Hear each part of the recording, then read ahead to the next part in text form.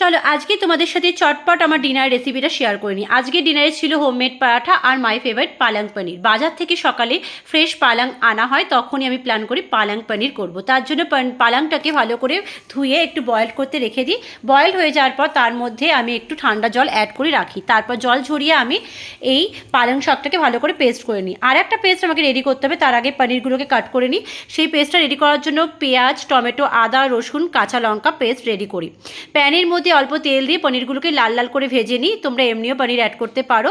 আর আমি একটা বোলের মধ্যে গরম জল আর নুন দিয়ে রেখে দিয়েছিলাম ভাজা পনিরগুলো ওর মধ্যে রেখে দিই কিছুক্ষণ। তারপর একটা বোলের মধ্যে আমি আমার মশলা রেডি করি, নুন, জিরের গুঁড়ো, হলুদ গুঁড়ো, শুকনো লঙ্কার গুঁড়ো, টক দই, ধনের গুঁড়ো দিয়ে। প্যানের মধ্যে আমি গোটা গরম মশলা দেওয়ার পর পেঁয়াজ রসুনের পেস্টটা অ্যাড করার পর আমি ওয়েট করি। তারপর কিছুক্ষণ বাদে আমি আমার পালং শাকের পেস্টটাও দিয়ে দিই। ওটা দিয়ে একটু নাড়তে নাড়তে কিছুক্ষণ বাদেই আমি আমার মশলাটাও অ্যাড করে কষতে শুরু করে দিই।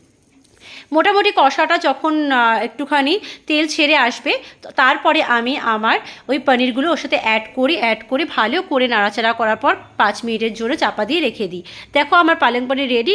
গরম মশলা এবং গ্যাসটা বন্ধ করে আমি একটুখানি ফ্রেশ ক্রিম অ্যাড করি টেস্টটা বাড়ানোর জন্য।